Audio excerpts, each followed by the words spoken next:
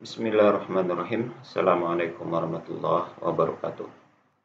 Alhamdulillahirabbil alamin. Wassalatu wassalamu ala asyrafil anbiya'i wal mursalin wa ala alihi wa sahbihi rasulillah ajmain. Rabbi shrah li sadri wa yassir li amri wahlul 'uqdatam min lisani yafqahu qawli. Alhamdulillah, alhamdulillah kita ucapkan kepada Allah Subhanahu wa taala. Hari ini kita dapat berbincang kembali, berbicara tentang masih seputaran berkaitan tentang perbandingan agama ataupun ya berkaitan dengan Kristorok, gitu ya. Yang akan kita bicarakan dan atau yang akan kita kritisi dalam hal ini adalah berkaitan dengan suatu hal yang sangat krusial dalam akidah atau dalam keimanan saudara-saudara kita yang beragama Kristen, yakni tentang peristiwa ataupun aktivitas pembaptisan atau baptis. Nah, yang akan kita bicarakan sini berkaitan dengan pembaptisan Yesus itu sendiri sebagai Tuhan. Ingat, Yesus sebagai Tuhan dibaptis.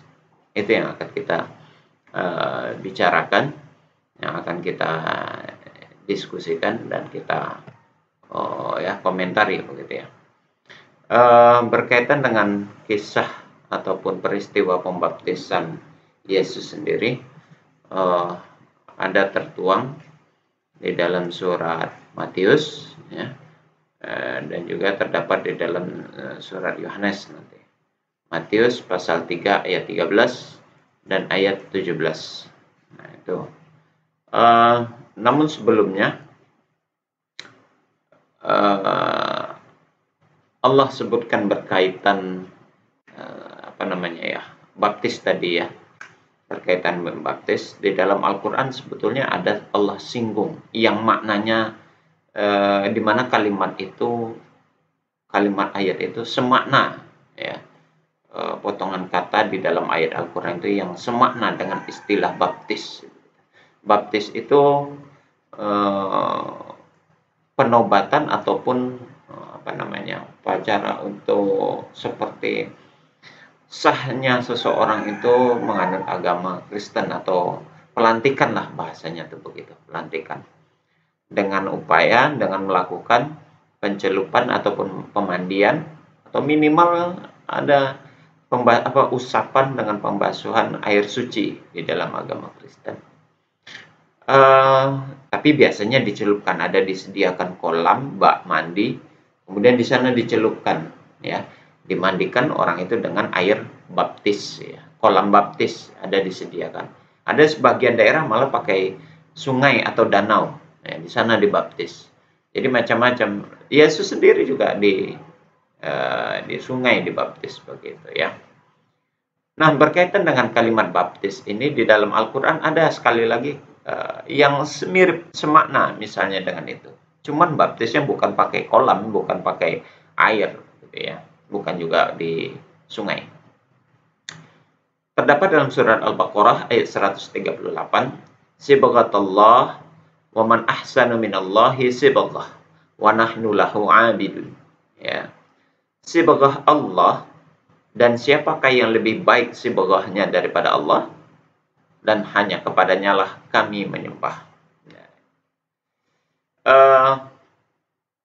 Sibghah artinya celupan, seperti yang saya katakan. Sibghah Allah artinya celupan Allah, yang berarti beriman kepada Allah dan tidak disertai kemusyrikan. Ya. Nah, celupan itu ada Allah jelaskan dalam surat Al-Baqarah. Lalu bagaimana dengan yang ada di dalam akidah atau keyakinan saudara kita yang beragama Kristen? Sibghah itu dipahami mereka suatu upacara ataupun baptis. Disebut dengan baptis itu adalah suatu upacara di mana pelantikan dan sekaligus peresmian seseorang ini resmi untuk memeluk agama Kristen. Nah, ironinya saudara, Kristen yang memiliki keyakinan konsep teologis atau ketuhanannya adalah menuhankan Yesus, sebagai anak Tuhan sekaligus sebagai Tuhan Bapa itu sendiri, dan terdapat di dalamnya Roh Kudus atau dengan istilah Trinitas. Justru Yesus dibaptis oleh manusia dan yang membaptis adalah Yohanes. Di mana hal kisah tersebut dijelaskan? Kita lihat dalam Matius pasal 3 ayat 13 sampai 17. Di ayat 13-nya dijelaskan, maka datanglah Yesus dari Galilea ke Yordan kepada Yohanes untuk dibaptis olehnya, maksudnya oleh Yohanes. Jadi Yesus yang posisinya sebagai Tuhan, peresmian dia, dilantiknya dia, dengan peresmian atau pelantikan dia, entah itu sebagai, apakah dia sebagai Tuhan saat ini baru dilantik, atau saat itu dia baru dilantik sebagai pengukuhan sebagai orang Kristen. Pertama, itu yang menjadi kerancuan pertama. Kalau dia dilantik, dibaptis saat itu sebagai status dia sebagai Tuhan, maka timbul pertanyaan bagi kita. Lalu siapa sebenarnya yang masa Tuhan dilantik oleh manusia? Yesus sebagai Tuhan dibaptis oleh Yohanes yang notabene dia adalah manusia biasa. Lucu ini, Tuhannya dibaptis, dilantik oleh manusia. Ya. Dan mana yang lebih tinggi itu mana sebetulnya? Kalau kita lihat dari teks surat Al-Baqarah ayat 138, Allah melantik, Allah mengsibghah, mencelupkan siapa saja orang yang beriman kepadanya. Wajar karena Allah itu zat yang maha tinggi. Jadi orang-orang yang meyakini dia, ya celupan Allah sibghah namanya. Sedangkan di sini manusia, Yohanes, yang notabene adalah ciptaan Allah, manusia biasa, membaptis Tuhannya. Gimana itu, saudara? harusnya di sini sebetulnya Yohanes sempat protes. Apa kata Yohanes? Kata Yohanes begini, tetapi Yohanes mencegah dia. Katanya, akulah yang perlu dibaptis olehmu. Benar ini omongan Yohanes. Harusnya Tuhan yang membaptis dia, Yesus yang membaptis Yohanes. Harusnya begitu tuh. Dan engkau yang datang kepadaku. Itu protesnya Yohanes. Harusnya Yohanes benar ini. Harusnya benar. Tapi ternyata tidak. Apa jawab Yesus? Ya, jawab Yesus, katanya kepada Yohanes, biarlah hal itu terjadi, karena demikianlah sepatutnya kita menggenapkan seluruh kehendak Allah. Dan Yohanes pun menurutinya. Lucu, Tuhannya sempat dilurusin nih sama ciptaannya. Ya, menurut ciptaannya, menurut Yohanes, apa yang dilakukan oleh Yesus itu keliru. Sebetulnya apa yang disampaikan Yohanes itu benar. Tuhannya keliru. Jadi Tuhan pertama ya, dari potongan ayat 13 sama 14 ini sampai 15. Pertama, Tuhan yang membaptis adalah manusia. Yang kedua, ternyata lebih tahu siapa yang harus membaptis itu adalah manusianya. Jadi Tuhannya diprotes, diajarkan oleh Yohanes, notabene manusia. Yang ketiga, Tuhan malah nekat melakukan hal yang salah itu. Ya, tetap saja dibaptis dia. Yang keempat, pelajarannya menjadi pertanyaan besar buat kita adalah Tuhan dibaptis oleh manusia, suatu pertanyaan yang besar. Benarkah demikian seharusnya? Bukankah status dia Tuhan di saat itu, yang stratanya jauh lebih tinggi ketimbang manusia biasa?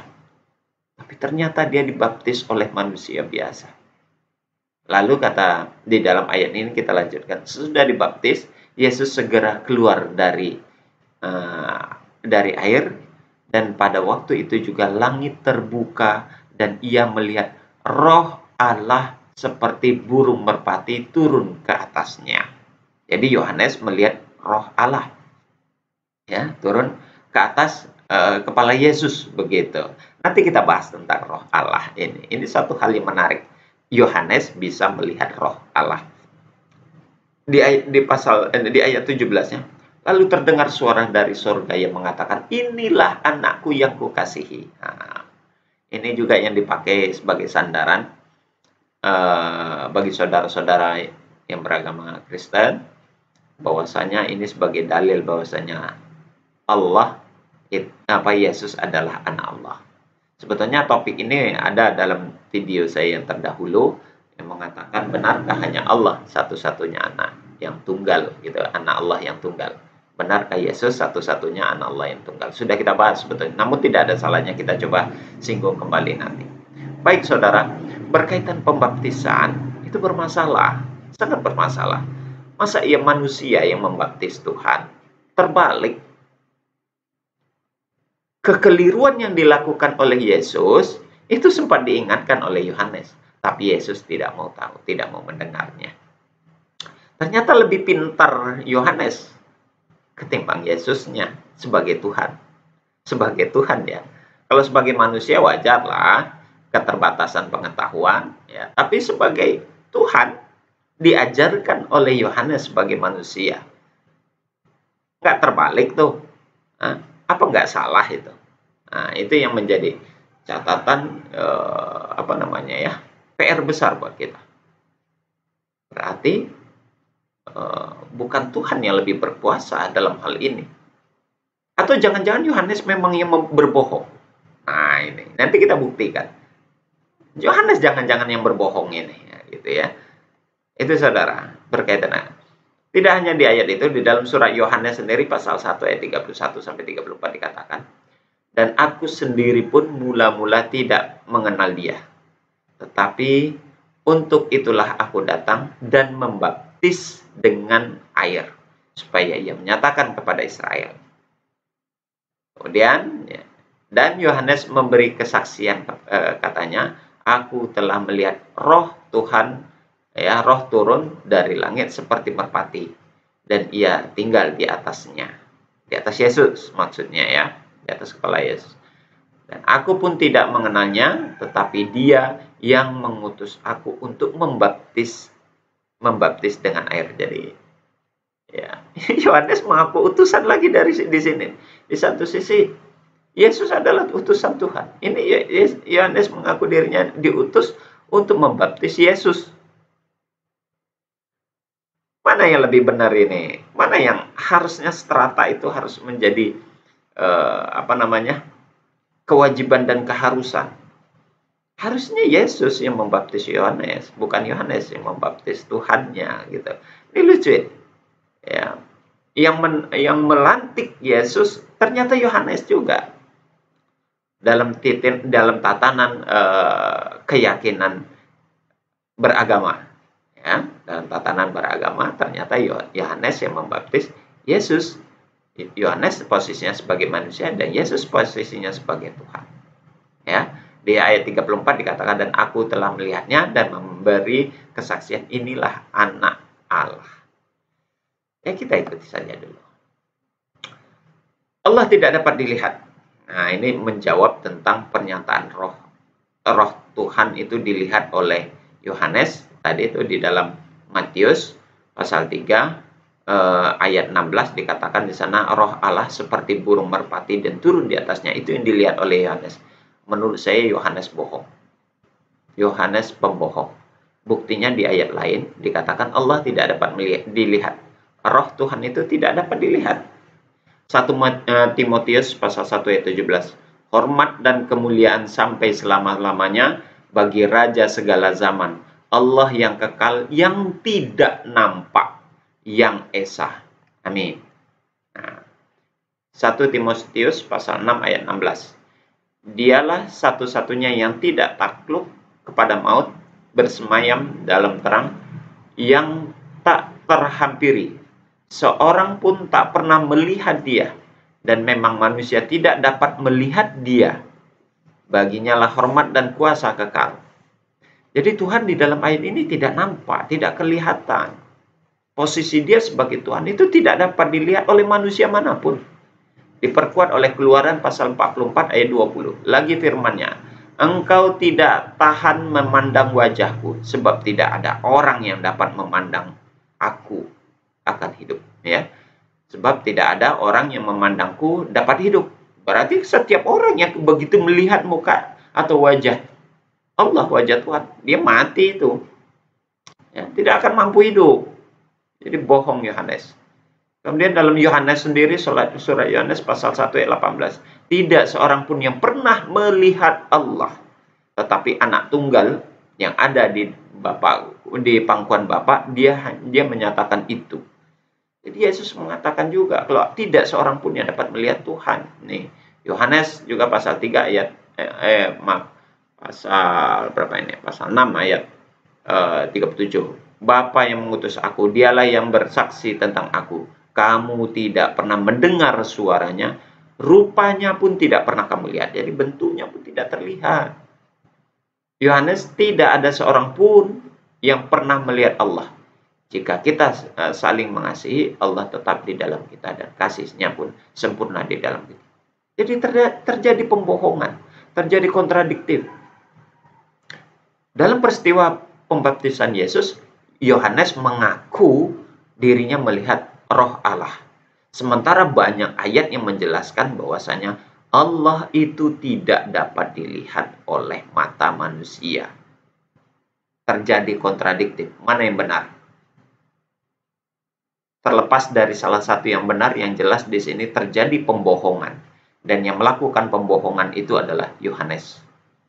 Jadi jelas ini dasar kenapa dikatakan Yohanes sebagai seorang yang pembohong. Nah, ironi itu adalah sosok yang dijadikan rasul. Yohanes itu dijadikan sosok rasul di dalam keyakinan yang beragama Kristen. Padahal di sini menunjukkan pernyataan dia yang kontradiktif. Wallahu a'lam mana yang benar ini pernyataannya. Jangan-jangan tidak ada yang benar. Karena memang hanya ucapan manusia biasa. Ya wajar, manusia biasa kadang pelin-pelan omongan itu. Ya berbohong dia jadinya. Itu yang terdapat. Berkaitan dengan pernyataan Yesus anak Tuhan. Yesus anak Tuhan. Al-Quran sendiri memberikan tanggapan begini. Bismillahirrahmanirrahim. Wa qalu takhadallahu waladan. Subhanahu. Ballahu ma fis samawati wal ard. Kullu lahu qanitun. Mereka, orang-orang kafir itu berkata, Allah mempunyai anak.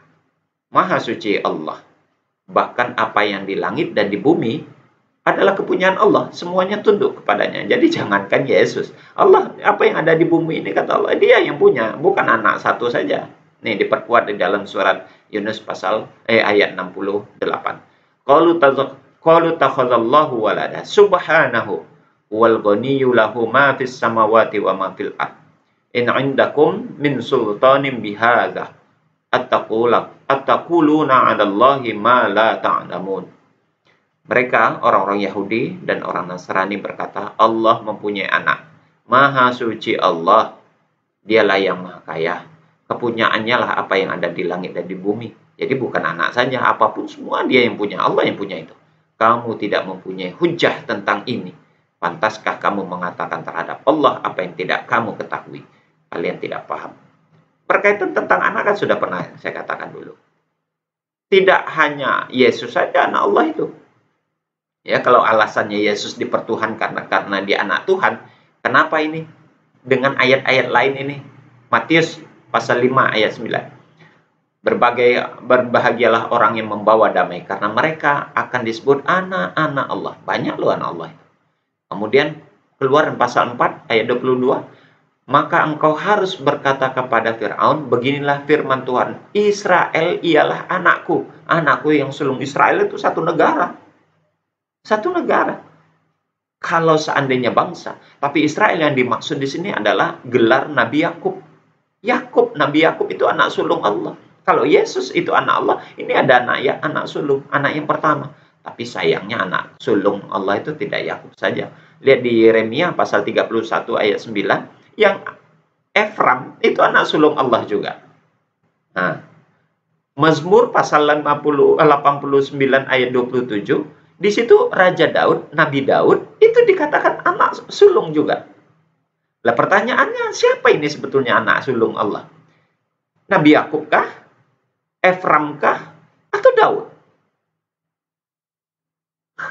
Silakan saudara cerna itu.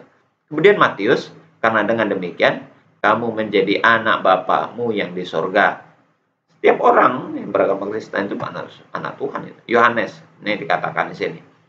Tetapi semua orang menerima, diberinya kuasa supaya menjadi anak-anak Allah. Salomon, itu 1 Tawarikh pasal 28 ayat 6, ia berfirman kepadaku, Salomon anakku. Nah, itu. Dialah yang akan mendirikan rumahku dan pelataranku, sebab aku telah memilih dia menjadi anakku dan aku akan menjadi bapaknya. Kemudian Roma pasal 8 ayat 14, semua orang yang diberi roh adalah anak Allah. Artinya begitu banyak tuh anak Tuhan. Ya, kalau konsep anak Tuhan yang dijelaskan di dalam kisah pembaptisan Yesus tadi tuh, ayat pembaptisan Yesus. Perlu kita pahami bahwa masalah begitu rumit, sangat-sangat rumit yang terjadi dalam peristiwa pembaptisan Yesus sebagai wallahu alam, apakah dia saat itu dibaptis sebagai Tuhan? Karena dalam resminya melalui konsili Nicea, di sana pernyataan resmi Yesus dipertuhankan ya sebagai anak Tuhan.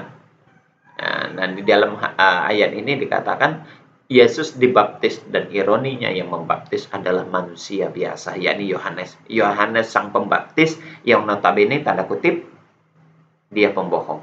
Karena ucapannya tidak ada yang sinkron antara yang satu dengan yang lain. Di satu sisi yang di sisi lain yang mengatakan begitu.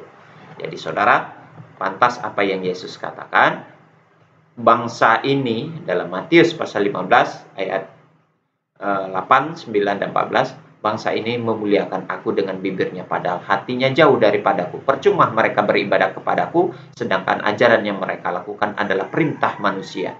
Biarkan mereka orang buta yang menuntun orang buta. Jika orang buta menuntun orang buta, pasti keduanya jatuh ke dalam lubang kesesatan.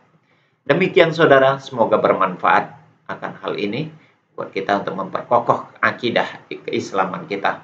Subhanakallahumma wa bihamdika asyhadu an la ilaha illa anta astaghfiruka wa atubu ilaik. Assalamualaikum warahmatullahi wabarakatuh.